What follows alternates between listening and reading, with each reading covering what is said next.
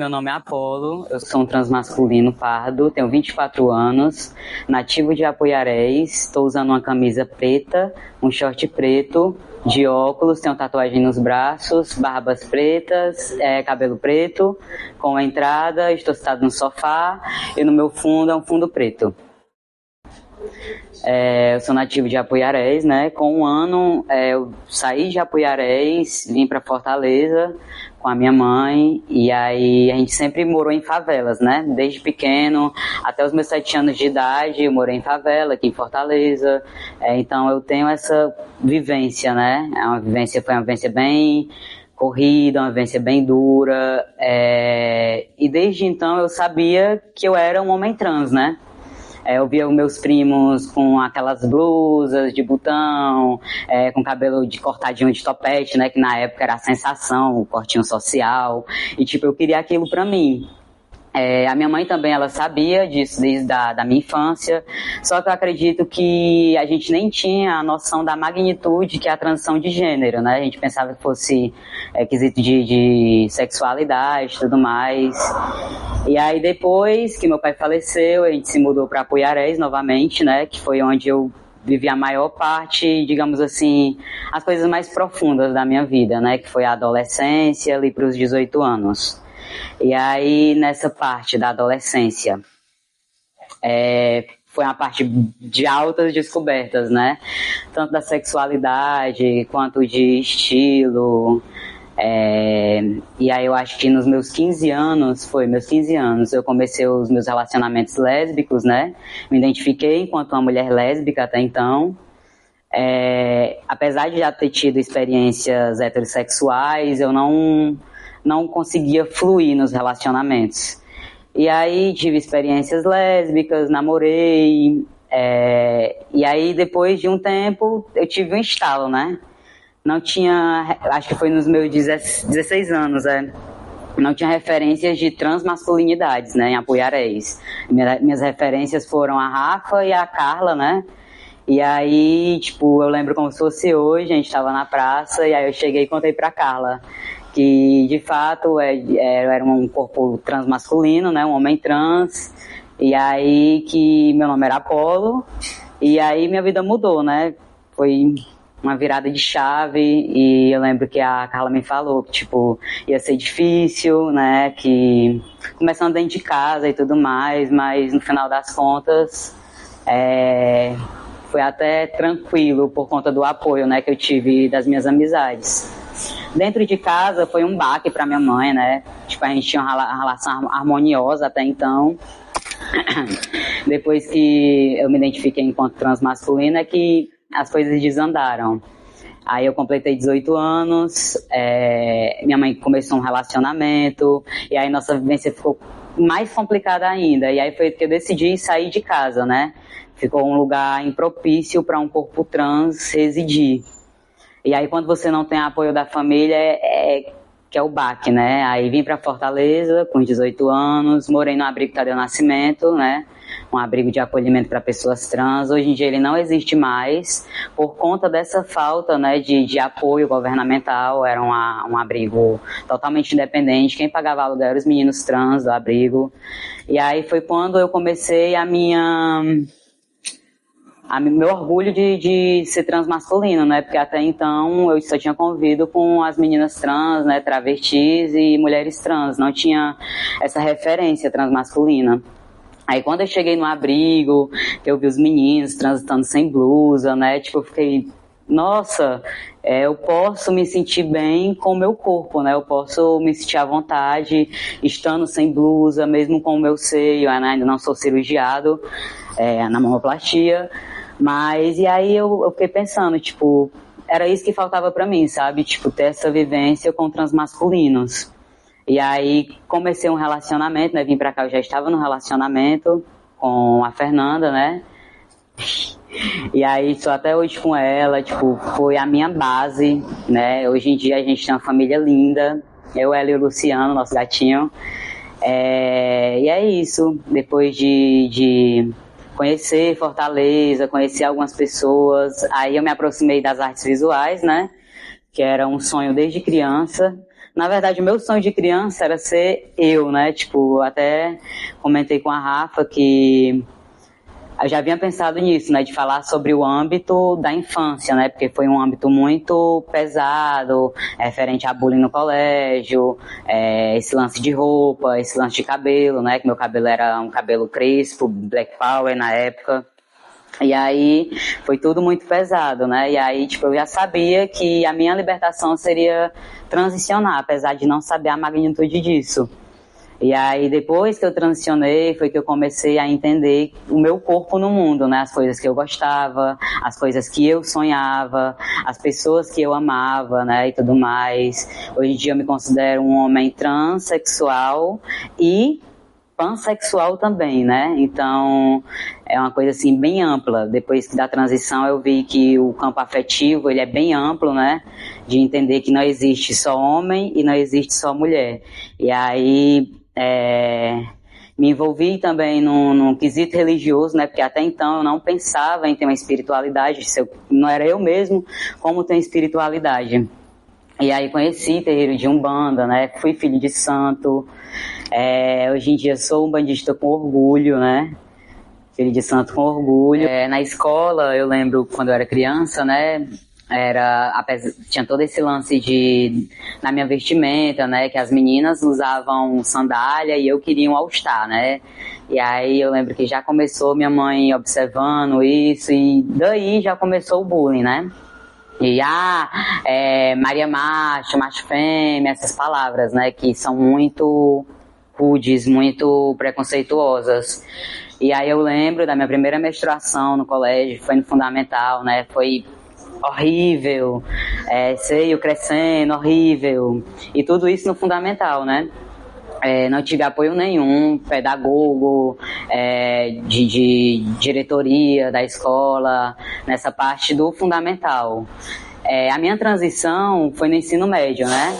Foi no segundo ano do ensino médio. Eu lembro que no final do primeiro ano, eu já tinha acontecido o estalo, né? No final do primeiro ano do ensino médio. E aí, quando foi no começo das voltas às aulas, eu lembro que tinha uma amiga minha que ela falou, e aí? A gente estava junta, né? E ela, e aí? Você não vai falar não pra turma e tal? E aí, nesse dia, foi o primeiro dia de aula do segundo ano. E aí, nesse dia, o professor fez uma dinâmica com a gente, né? Da gente se conhecer.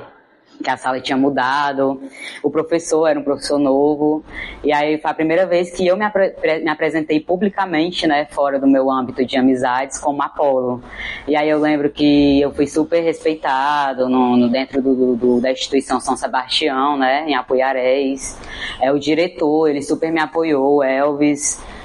Eu lembro que o Nudes, né, que na época era o coletivo Nudes, foi essencial para a minha vivência enquanto transmasculino dentro de Apuiarés, de saber sobre a minha sexualidade, de saber nomenclaturas, né, de gênero.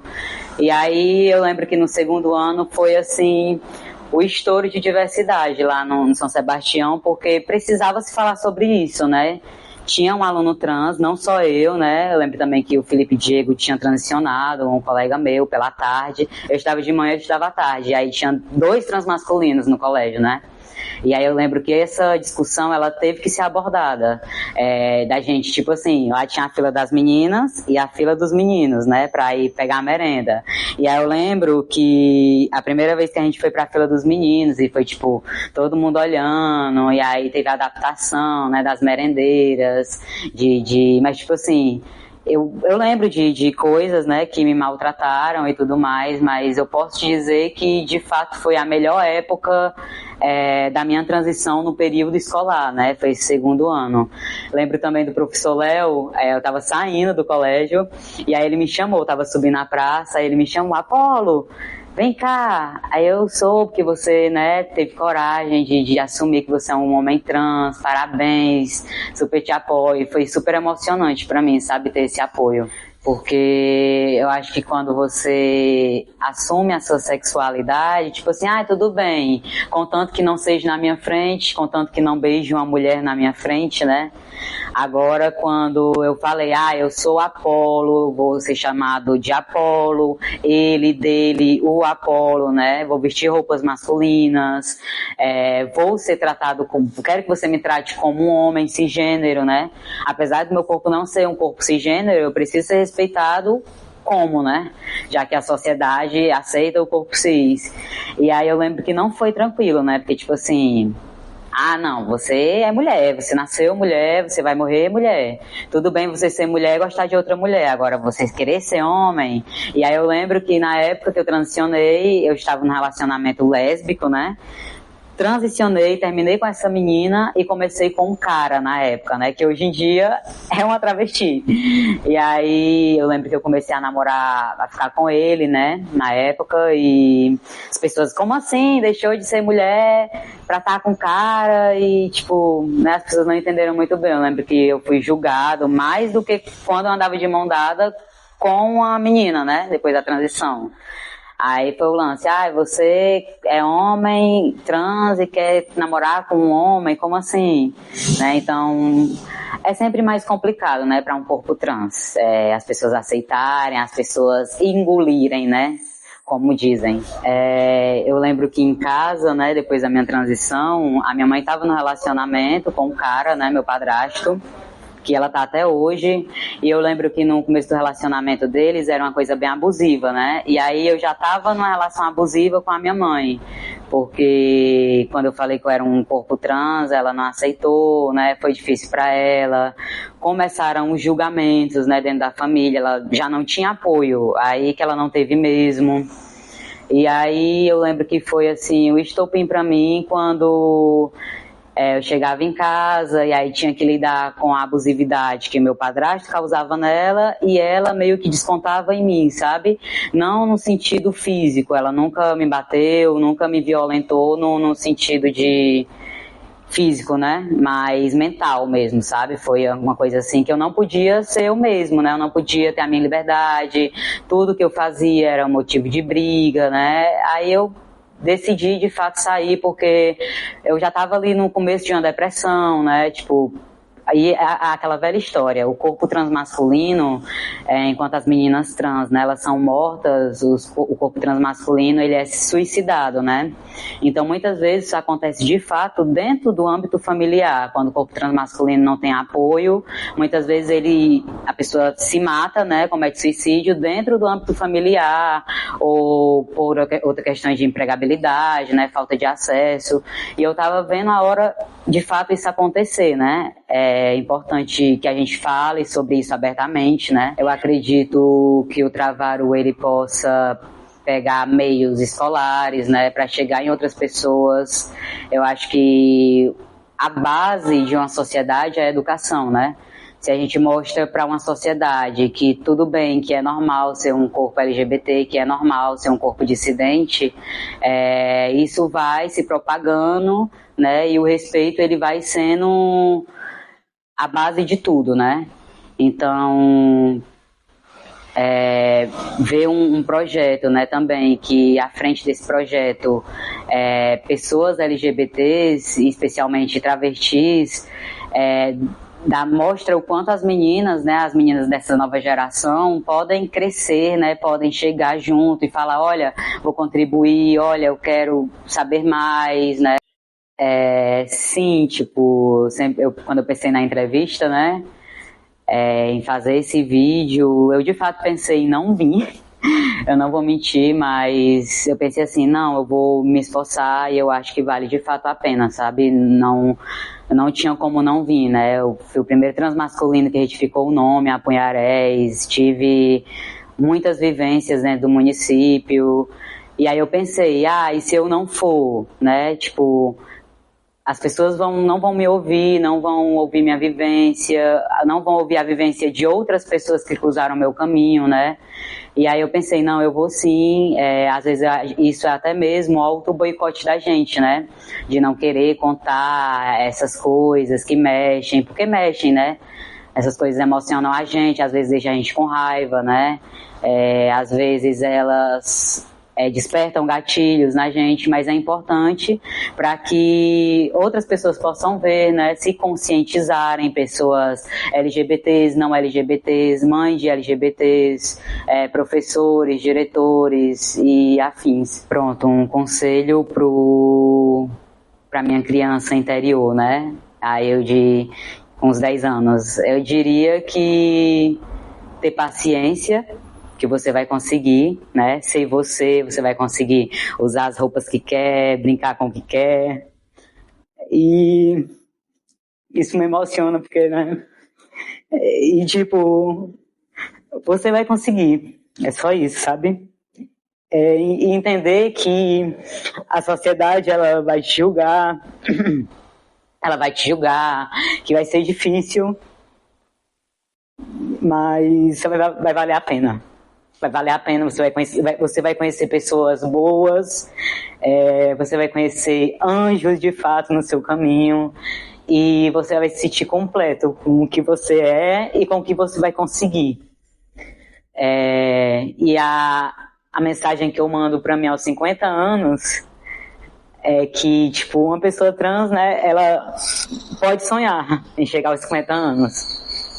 Eu tenho fé, eu tenho esperança que eu vou chegar aos 50 anos, que eu vou chegar com a família formada, que eu vou chegar com a base de carreira formada, né? Que eu vou chegar com saúde, que eu vou chegar com as minhas cirurgias que eu sonho, né? E que eu vou chegar com os meus, né? Que eu não vou chegar sozinho. Que eu vou chegar com os meus. Quero olhar para o lado e ver todo mundo que passou na minha trajetória, né? Ver Carla, ver Rafa, ver Lucas, ver Nara, ver Wesley, ver Otávio, ver todos bem de vida, ver todos prosperando e ver todos numa sociedade que a gente possa criar os nossos filhos, né? Que a gente possa sonhar em ter filhos primeiro, né? Que os nossos filhos, que a gente não tenha medo dos nossos filhos ser também LGBTs, né? E é isso, eu sonho uma sociedade que a gente possa sonhar, né?